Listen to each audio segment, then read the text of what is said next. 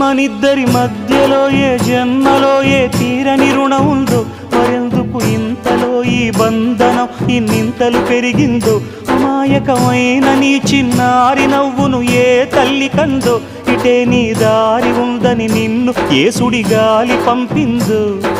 పాపం పుణ్యం దేవుడికెరుక, పేదకు దొరికిన బంగారు కణిక, పాలు వెన్నాలేవని అనక ప్రేమను తాగి పెరగవెసిలక. వలేసే పాడు లోకం కంటపడక ఉండు నాయనక, ఇలా నా గుండెలోనే గువ్వల కొలు ఉండిపోయింక.